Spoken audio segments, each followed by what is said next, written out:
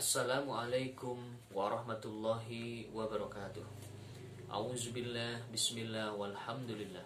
Wassalatu wassalamu ala rasulillah Sayyidina Muhammad ibn Abdullah wa ala alihi wa sahbihi wa man tabi'ahu wa man wala.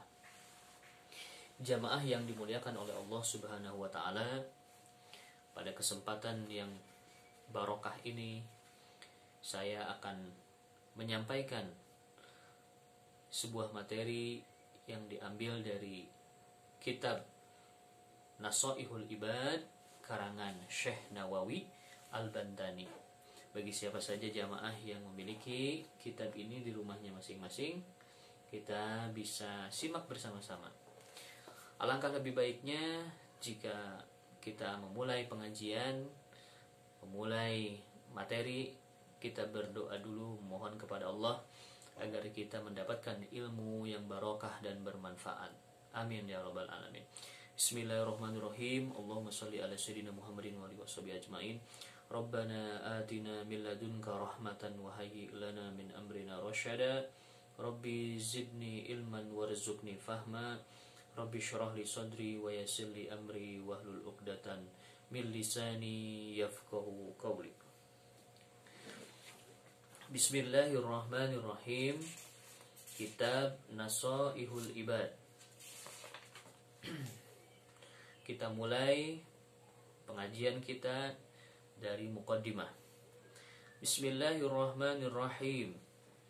Alhamdulillahilladzi ja'alal ilma arfa'as sifatil kamaliyah. Alhamdulillahilladzi, segala puji hanya milik Allah subhanahu wa ta'ala. Alladzi ja'alal ilma, yang telah menjadikan ilmu arfa'as sifatil kamaliyah, sebagai sifat-sifat kesempurnaan yang paling tinggi. Di sini dijelaskan bahwa ilmu itu adalah sesuatu yang menjadikan kesempurnaan yang paling tinggi. Kita diperintahkan oleh Rasulullah SAW dalam hadisnya pentingnya menuntut ilmu. Dalam hadisnya, talabul ilmi faridatun ala kulli muslimin. Rasulullah SAW menyuruh kita bahwa menuntut ilmu itu adalah faridatun ala kulli muslim, merupakan suatu kewajiban bagi setiap muslim. Di situ ada kata-kata faridatun. Faridatun itu derajatnya lebih tinggi daripada fardun.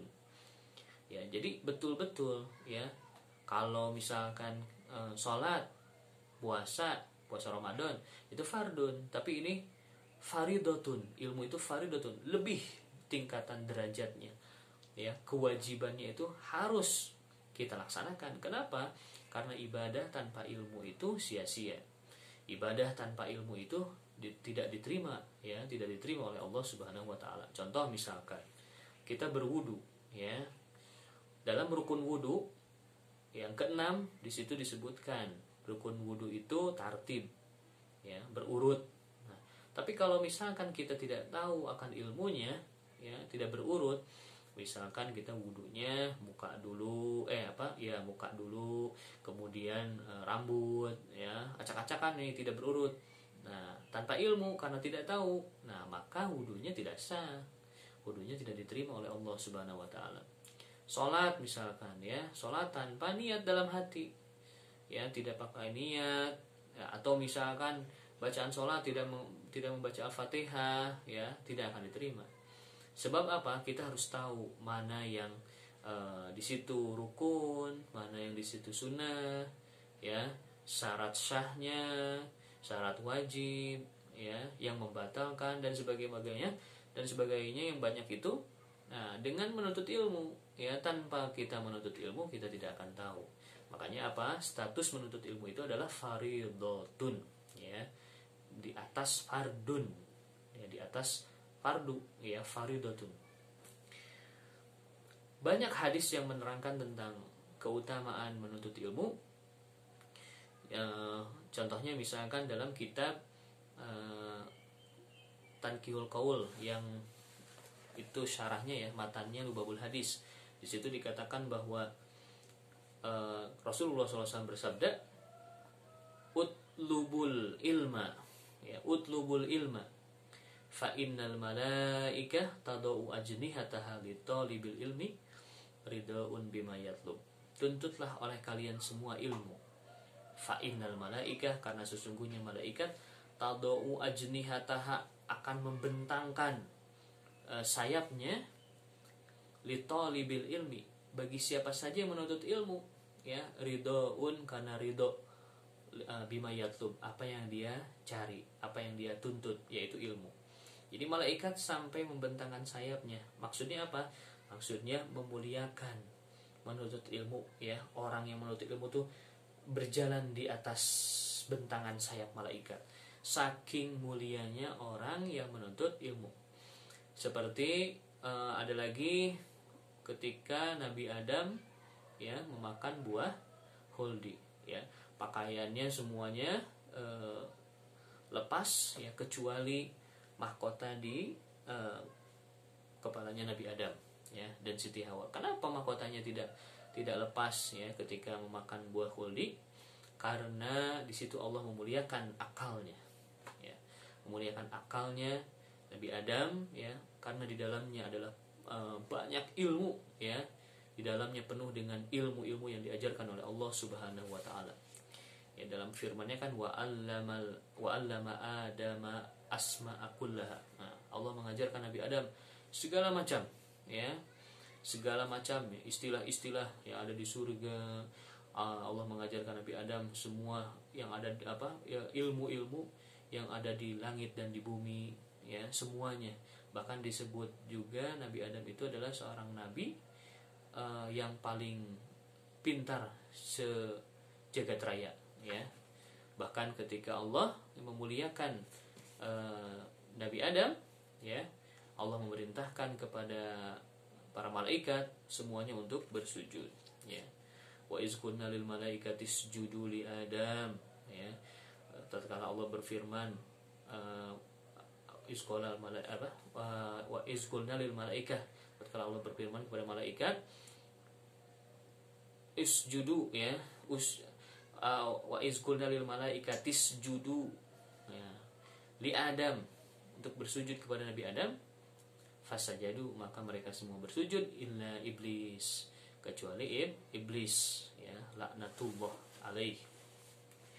Begitu, nggak mau iblis, ya, melakukan sujud kepada Nabi Adam, ya. Kata iblis, khalaqtahu min tin wa khalaqtani min nar, katanya.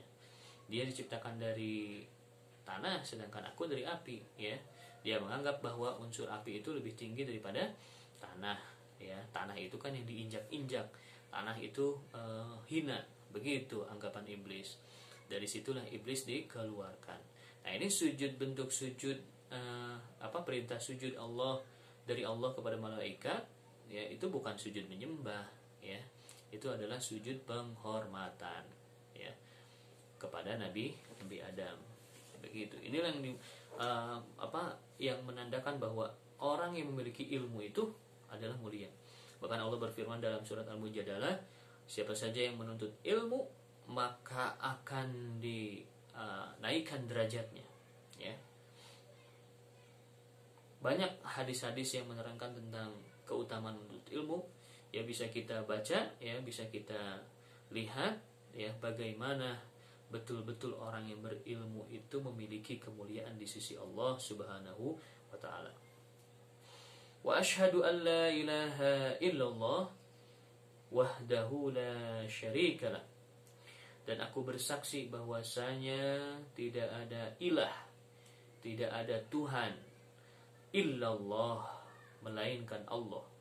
Wahdahu, yang maha esa, la syarikalah, dan tidak ada sekutu baginya, ya. Harus tanamkan dalam hati bahwasanya tidak ada yang patut disembah, ya, tidak ada ilah, tidak ada Tuhan illallah, kecuali Allah Subhanahu wa ta'ala yang maha esa, ya. Bukan dikatakan satu, kalau satu ada dua, ada tiga, ya, tapi sebutlah esa, maha esa, tunggal, ya. La syarikalah, tidak ada sekutu baginya. Nah, dalam surat Al-Ikhlas kan diterangkan, Qul huwallahu ahad. Katakanlah Allah itu Maha Esa. Allahus Samad, Allah tempat bergantung seluruh makhluk hidup. Lam yalid wa lam yulad, dia tidak beranak dan tidak pula diperanakan. Walam yakul lahu kufuwan ahad, dan tidak ada sesuatu pun makhluk yang diciptakannya menyerupai dengannya. Nah, itulah Allah, ya. Lahul ladzi khassa man syaa.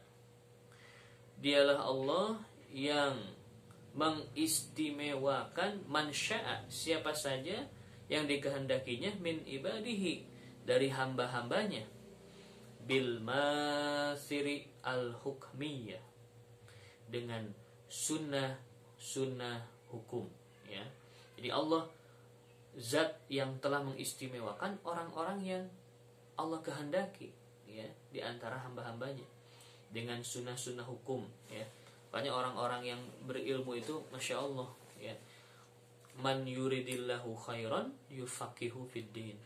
Barang siapa yang Allah kehendaki dia itu menjadi seorang yang baik, ya, orang yang soleh, yufaqihu fiddin, Allah akan memberikan buat dirinya yufaqihu fiddin, betul-betul memahami urusan ilmu agama, ya. Mudah-mudahan Allah memberikan kita semua karunia seperti itu dan dijadikan oleh Allah Subhanahu wa taala sebagai ahli ilmu, ya, sehingga kita akan selamat dunia dan akhirat. Itu saja pengajian pada pagi hari ini. Insya Allah kita akan lanjut pengajian kita di kesempatan berikutnya. Wabillahi taufiq wal hidayah. Wal afu minkum. Wassalamualaikum warahmatullahi wabarakatuh.